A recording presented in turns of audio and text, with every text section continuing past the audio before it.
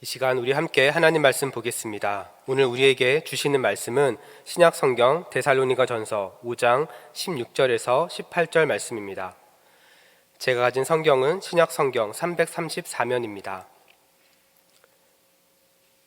우리 시간 함께 찾으셔서 저와 여러분이 다 같이 합독하겠습니다. 함께 읽습니다. 시작. 항상 기뻐하라. 쉬지 말고 기도하라. 범사에 감사하라. 이것이 그리스도 예수 안에서 너희를 향하신 하나님의 뜻이니라. 아멘. 여러분은 지금 행복하십니까? 행복하세요? 행복 안 하세요? 사실 우리는 다 행복하기 원해요. 그런데 우리가 다 행복하기 원하지만 누구나 다 행복한 것은 아닙니다. 사실 행복은 쉬운 것 같지만 쉽지는 않아요.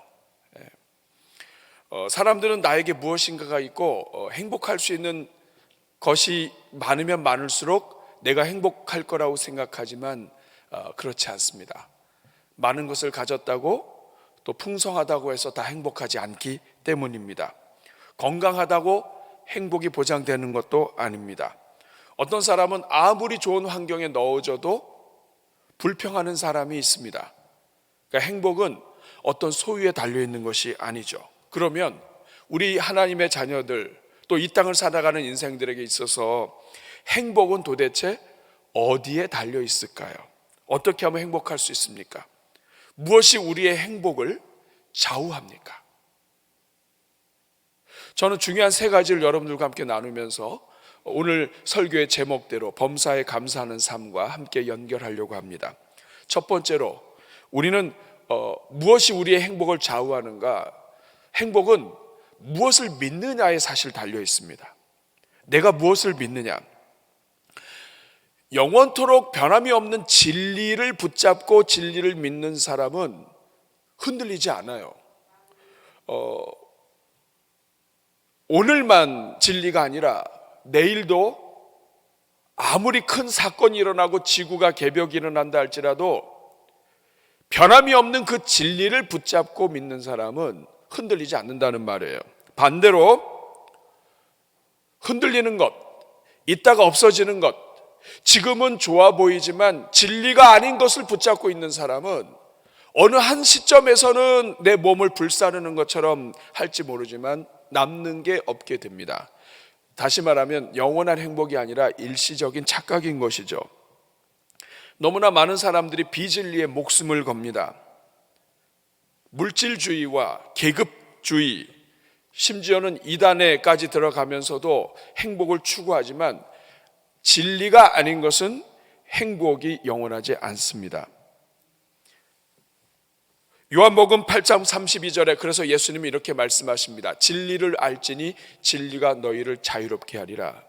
우리가 가지고 있는 그 모든 것들로부터 우리로 하여금 자유롭게 하고, 자유롭게 한다는 말은 행복하다는 말입니다. 얽매이는 것이 없습니다. 눌리는 것이 없습니다. 자유롭습니다. 그래서 행복하게 되는 거예요. 그러면서 예수님께서는 요한복음 14장 6절에서 예수께서 이르시되 내가 곧 길이요 진리요 생명이니 나로 말미암지 않고는 아버지께로 올 자가 없느니라. 진리가 되신 예수님을 통해서는 영원한 행복으로 들어갈 수 없다는 말씀입니다. 여러분, 진리는 영원한 것이에요. 영원한 것을 붙잡을수록 영원토록 행복하게 됩니다. 그렇기 때문에 예수 그리스도 하나님에 대한 진리이신 예수님을 붙잡는 사람은 진리의 말씀이 영원함을 압니다. 이사야 40장 8절에 보면 풀은 마르고 꽃은 시드나, 풀이 아무리 이쁘고 또 꽃이 아무리 아름다워도 이것은 시들어 버립니다. 진리가 아닌 것은, 영원하지 않은 것을 붙잡으면 꽃이 시드는 것과 더불어 우리의 행복도 시들어 버리는 것이에요. 그렇기 때문에 하나님의 말씀이 영원하고 영원한 하나님의 말씀을 붙잡는 사람은 하나님의 말씀이 영원히 서기 때문에 그 인생도 영원히 서게 되는 줄로 믿습니다. 그렇기 때문에 여러분, 하나님이 우리에게 주시는 모든 말씀이야말로 우리를 행복하게 하는 말씀이에요. 신명기 10장 13절에 뭐라고 말씀합니까? 내가 오늘 내 행복을 위하여 내게 명하는 여호와의 명령이라고 얘기합니다. 하나님이 우리에게 주시는 말씀은 하나님이 진리이시고 하나님이 영원하시기 때문에 그 영원하신 하나님이 우리를 위해서 주시는 모든 말씀은 우리의 행복을 위해 주시는 말씀이 될 수밖에 없는 것입니다. 사랑하는 여러분, 우리를 아끼는 척하지만 실제로는 진리가 아닌 것에 현혹되지 않기를 바랍니다. 우리를 사랑하지 않고 우리가 잘 되길 원하고 이렇게 하면 행복해질 수 있다고 얘기하는 모든 것들에 넘어가지 마십시오. 진리이신 하나님이 우리를 진정으로 행복하게 하는 이유는 그 하나님이 우리를 사랑하시기 때문입니다.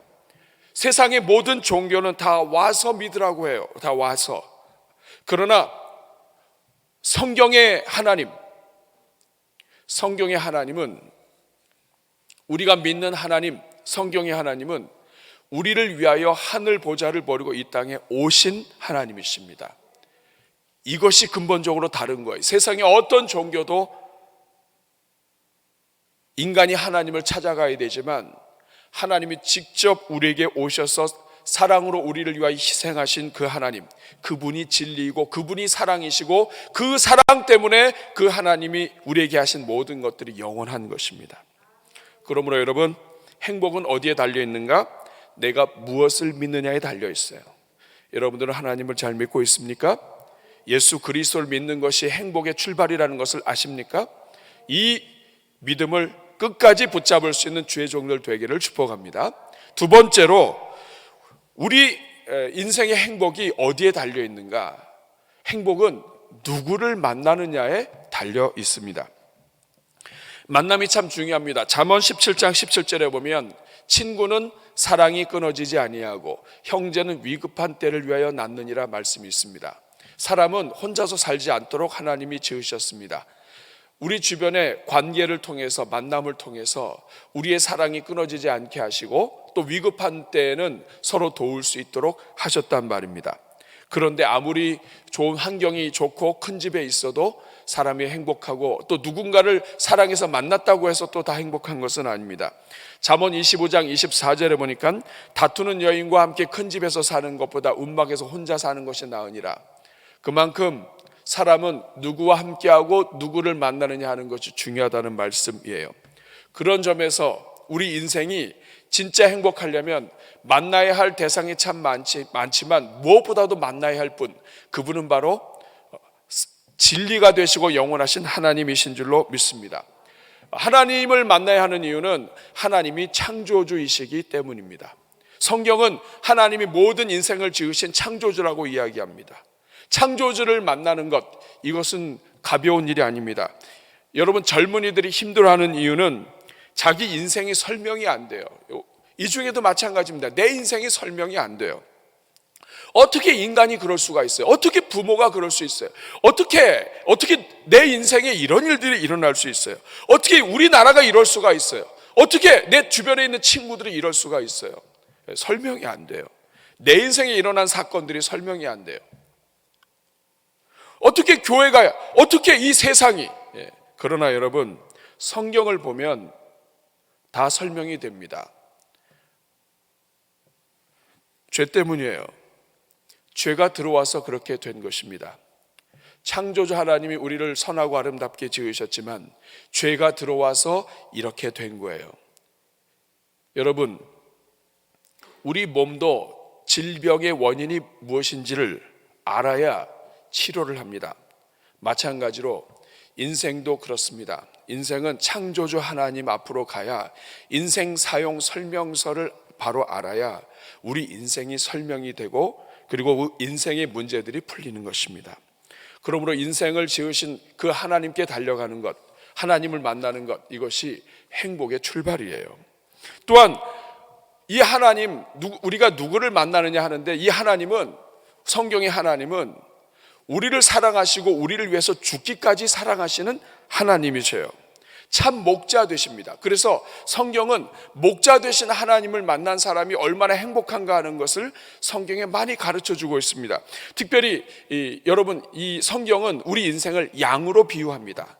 양은 목자를 잘 만나야 돼요. 목자를 잘못 만나면 우리 인생은, 양은 그 생명이 끝나는 것입니다.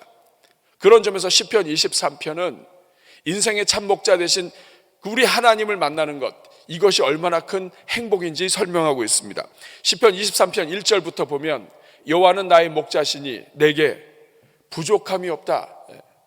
내 인생의 부족함을 채워주시는 분이시다. 2절 같이 읽어볼까요?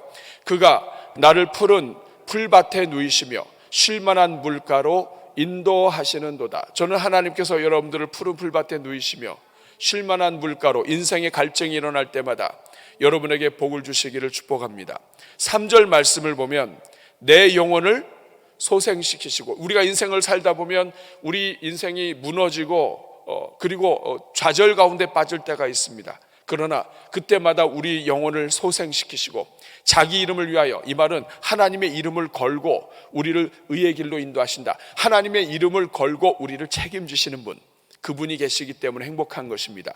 4절 말씀을 보면 내가 사망의 음침한 골짜기로 다닐지라도 해를 두려워하지 않을 것은 주께서 나와 함께 하심이라. 주의 지팡이와 막대기가 나를 안위하시나이다. 인생을 살다가 어떤 문제가 있어도 이 목자가 계시기 때문에 이분이 다 책임지십니다.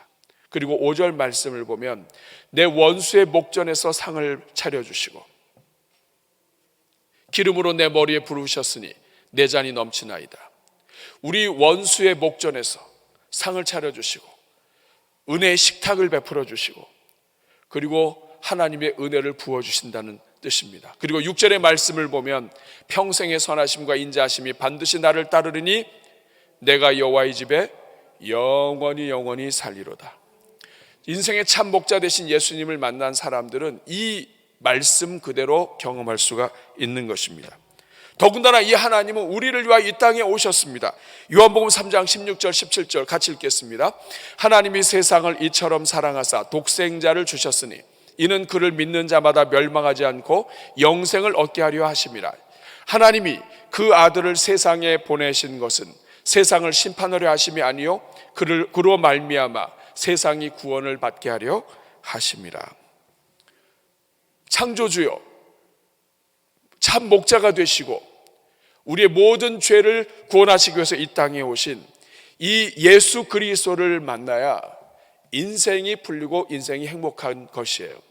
이것이 인간이 행복할 수 있는 두 가지 조건입니다. 첫째는 무엇을 믿느냐, 누구를 만나느냐. 진리 되신 예수 그리스도, 우리를 위하여 십자가 달려 죽으시고 창조주가 되시는 예수 그리스도를 만나는 것, 하나님을 만나는 것, 이것이 행복의 출발인 거예요. 그리고 세 번째, 오늘 제가 말씀드리려고 하는 우리 성도들에게 있어서 가장 중요한 것이면서도 가장 잘 되지 않는 것, 그것이 바로 오늘 세 번째입니다. 세 번째 같이 한번 읽어보겠습니다. 시작. 행복은 진리의 말씀대로 실천하느냐 하지 않느냐에 달려있다.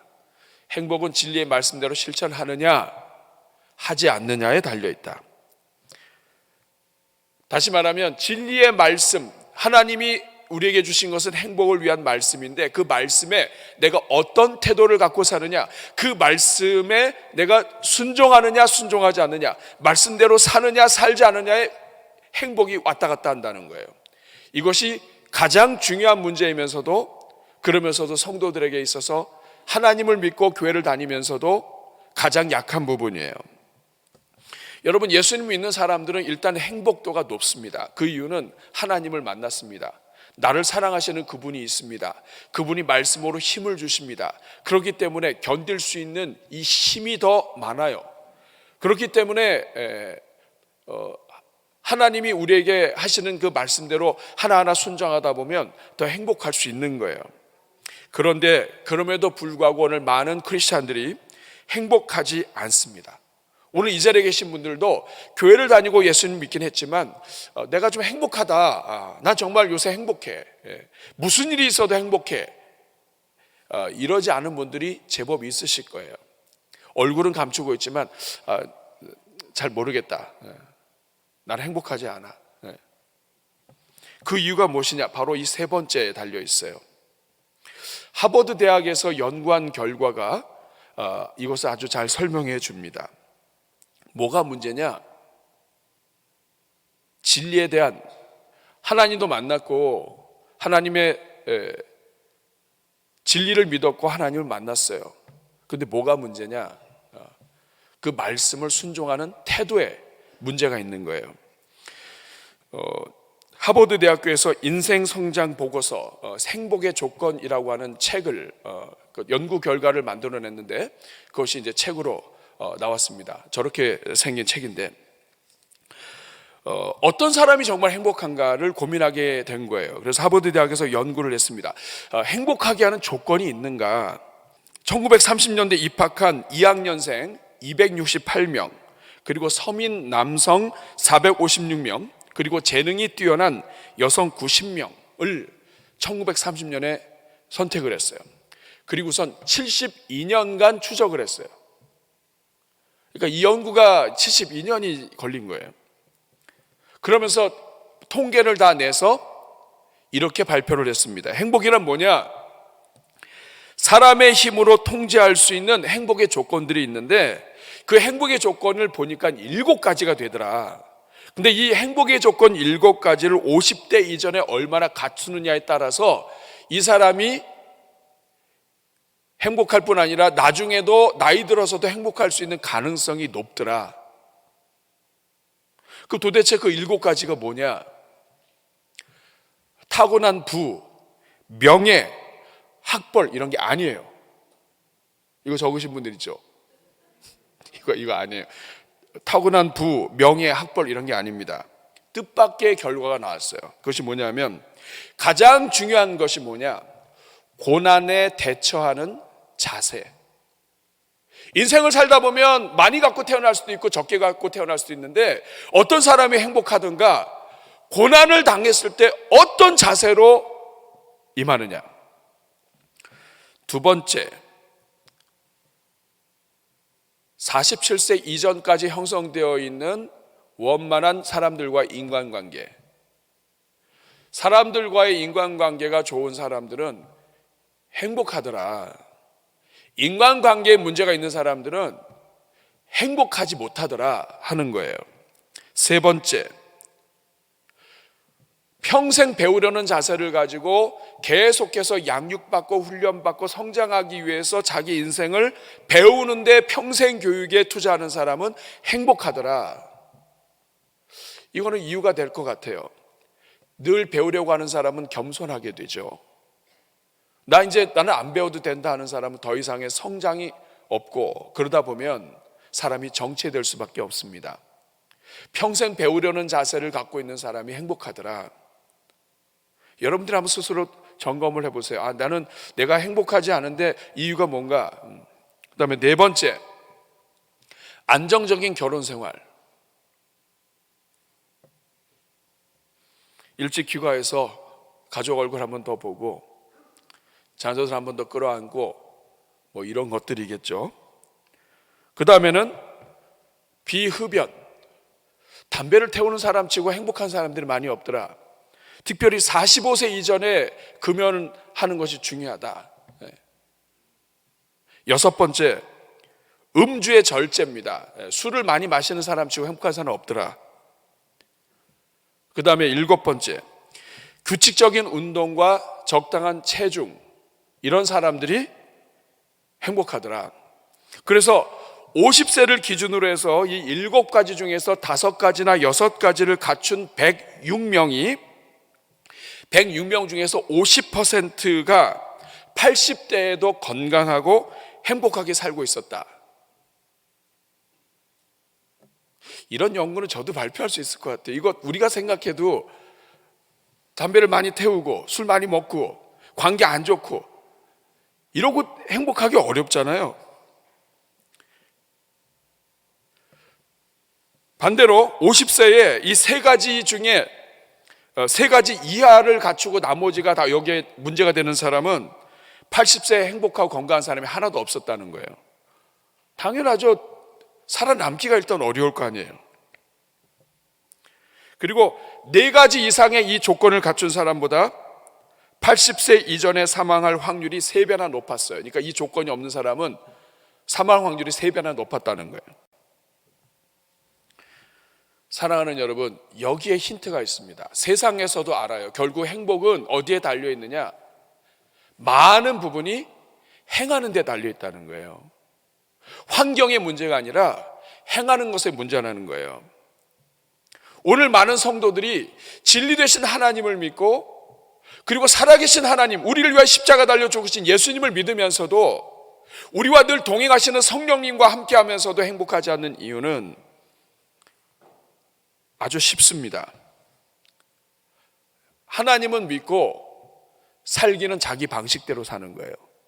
하나님 말씀대로 살지 않고. 여러분 신명기 10장 13절 말씀을 읽어보겠습니다. 시작. 내가 오늘 내 행복을 위하여 네게 명하는 여호와의 명령과 규례를 지킬 것이 아니냐. 행복을 위해서 이 하나님의 말씀을 줬는데 이 하나님의 말씀을 안 지킨다는 거예요. 여러분 성경 전체를 보면 예수님의 말씀도 마찬가지입니다.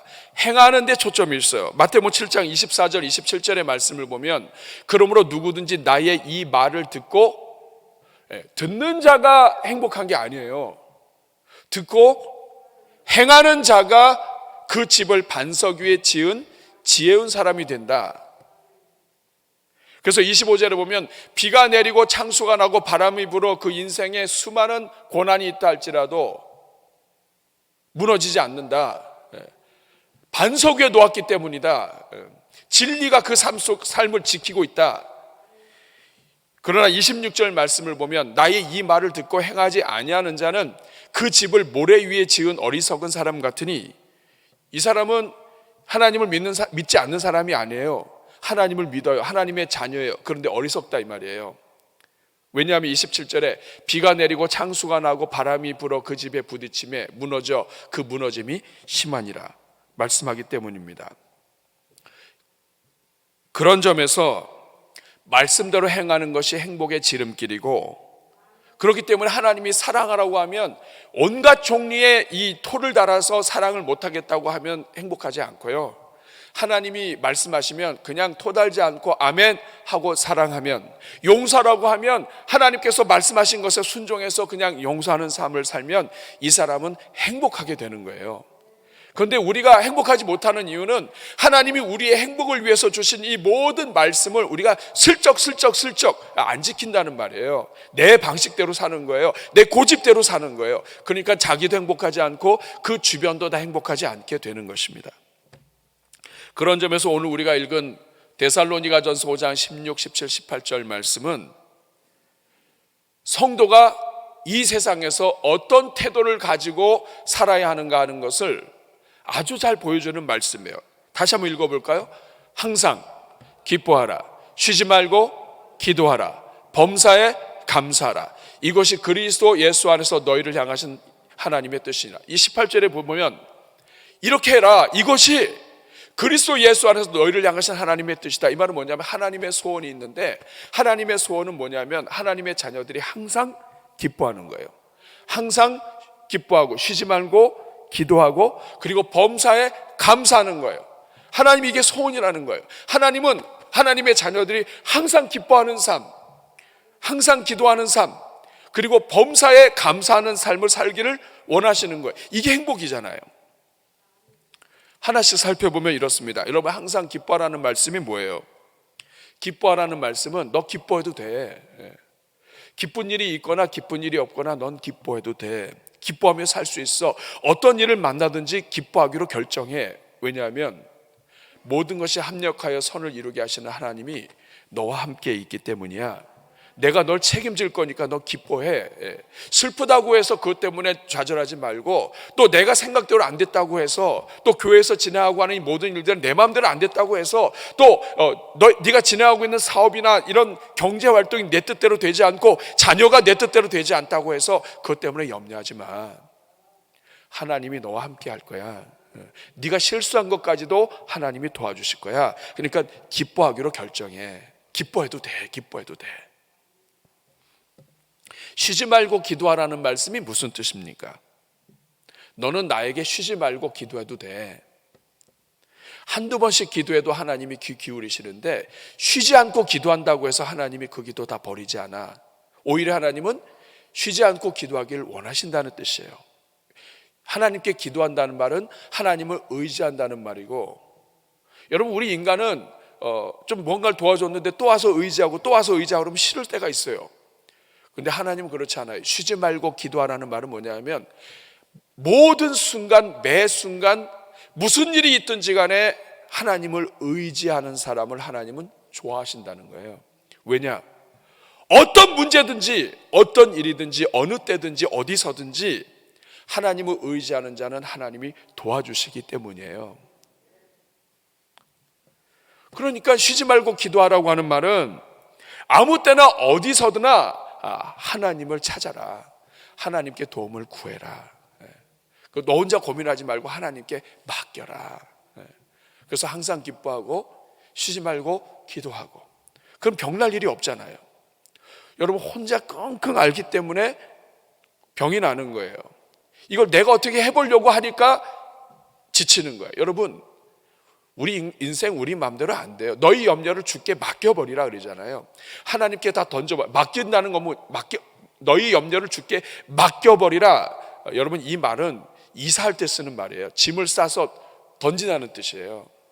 짐을 다 싸서 이삿짐 트럭에다 실어놓으면 다시 내려요? 이삿짐이 가버려요. 그럼 나한테는 그 염려 짐이 없는 거예요. 너희 짐을 여호와께 맡겨버려라. 여호와께 너희 염려를 맡겨버려라. 이삿짐을 싸서 보내버려라. 하나님께 기도하는 사람은 하나님께 다 맡기기 때문에 내 부담이 없는 거예요. 하나님이 알아서 하시는 거죠. 아니 하나님이 해서 안 되는 걸 내가 어떻게 해? 그리고 이 모든 것의 결론이 범사에 감사하래요. 여러분 범사에 감사라고 하는 말은 너 범사에 감사해도 돼 이런 뜻이에요.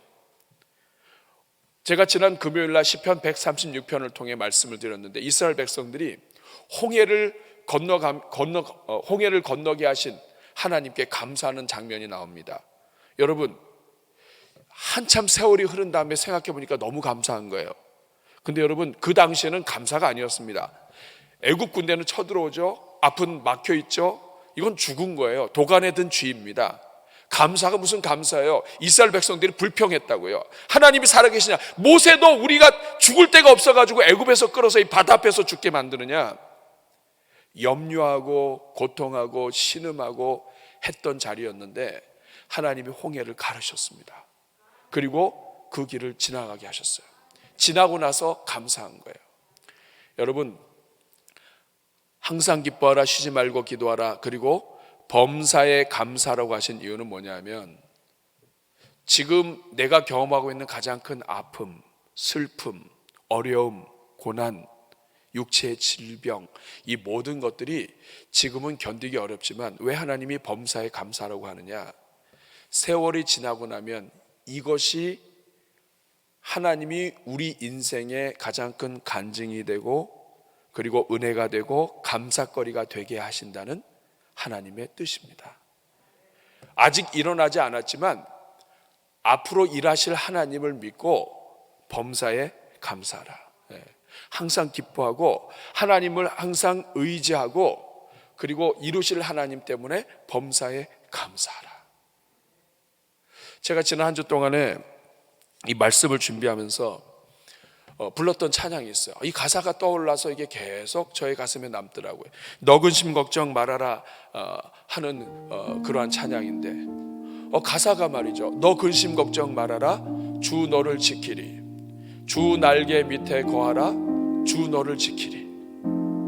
그 다음 후렴이 이렇게 됩니다. 주 너를 지키리 아무 때나 어디서나. 아무 때나 어디서나 항상 기뻐하고 쉬지 말고 기도하고 아무 때나 어디서나 네가 나를 찾는다면 하나님을 찾는 자리에서 하나님이 지켜주신다. 그러므로 범사에 감사하라는 것이죠. 우리 이 찬양 한번 같이 불러보겠습니다.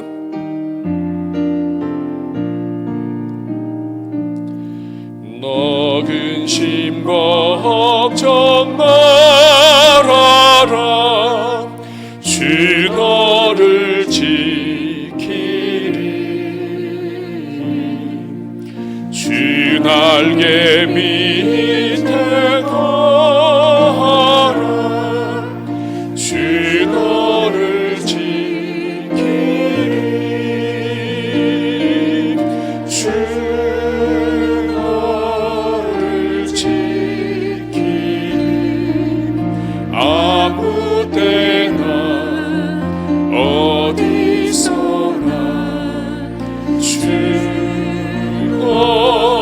늘 지키리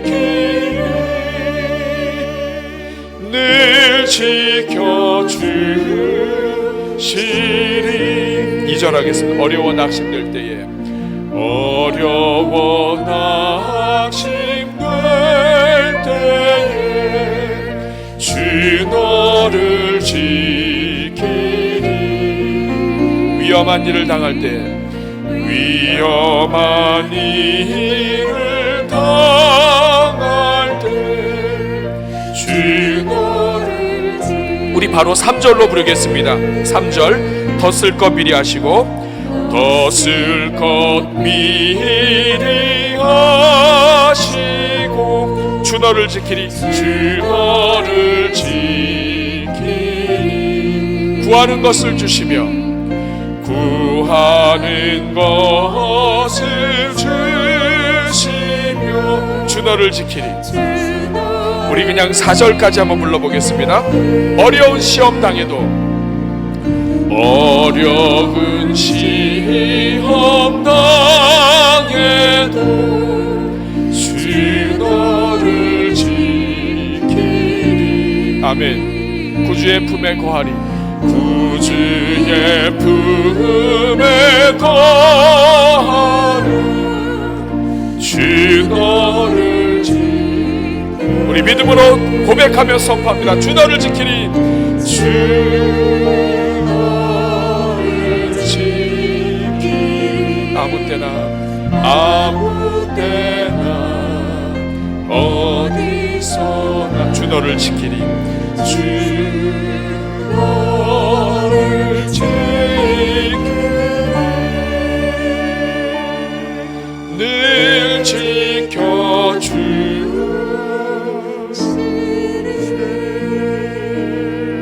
우리 가슴에 손 얹고 같이 기도하겠습니다. 여러분, 오늘 우리의 문제는 하나님이 없어서가 아니에요. 진리가 없어서가 아닙니다. 진리로 오시고 생명으로 오시고 사랑으로 오신 그 예수님은 믿으면서 그 말씀대로 행하지 않기 때문이에요. 하나님, 우리가 행복하기 원하십니다. 하나님, 오늘 말씀대로 이제부터는 하나님 말씀대로 살게 하옵소서. 항상 기뻐하고 쉬지 말고 기도하고 특별히 범사에 믿음으로 감사하며 살게 하옵소서. 그래서 아버지, 제가 저희 남은 삶 정말 그리스도 안에서 행복한 삶 살게 하여 주옵소서. 내가 행복해야 자녀들도 나를 보고 주님 믿고 이웃에게도 전도가 될 수 있사오니 주님, 오늘부터 행복한 주의 종 집안 이루게 하여 주시옵소서. 말씀대로 순종하지 못했던 모든 것 용서하여 주시고 나에게 문제가 있었음을 주님 회개하오니 불쌍히 여기시고 말씀대로 살게 하여 주옵소서. 우리 다같이 주여 한번 부르고 기도하겠습니다. 주여, 은혜로우신 아버지, 우리가 얼마나 연약한 죄인인지 모릅니다. 하나님은 믿고 나를 구원하신 하나님은 사랑하지만 그 하나님이 우리에게 행복을 위하여 주신 말씀에는 눈이 닫혀있고 내 생각, 내 계획, 내 방식대로 살기를 원하고 고집하고 있습니다. 그래서 나도 행복하지 않고 남도 행복하지 못하게 합니다. 하나님 아버지, 이 시간 주님 앞에 간구하오니 이 자리는 주의 종들 불쌍히 여겨주시고 남은 삶에 행복하게 하시며 내가 말씀대로 사는 것이 행복의 지름길임을 고백하고 하나님 아버지, 주 안에서 한 사람도 빠짐없이 다 행복한 종들 다 되게 하여 주시옵소서. 자비로우신 주님, 우리의 행복을 위하여 죄로부터 해방시켜 주시고 자유케 하시며 구원해 주신 우리 주님을 찬송합니다. 그러나 우리 행복을 위하여 말씀을 주셨음에도 우리가 말씀에 순종하지 못하여 행복하지 못하고 남도 행복하지 못하게 만들며 살았음을 고백합니다. 주여, 이 자리에 있는 우리 죄인들을 용서하여 주시고 이제는 말씀대로 순종하는 가운데 한 사람도 빠짐없이 하나님의 행복에 들어갈 수 있도록 도와 주시옵소서. 범사에 감사하게 하시고 그래서 아버지, 정말 모든 것을 책임지시는 하나님 때문에 기뻐하며 기도하며 감사하는 삶으로 남은 삶을 살게 하옵소서. 이 자리에 어려움 가운데 있는 종들 하나님께서 친히 안수하시고 그 문제도 해결하여 주시며 하나님의 능력으로 도와 주시옵소서. 예수님의 이름으로 축복하며 기도하옵나이다. 아멘.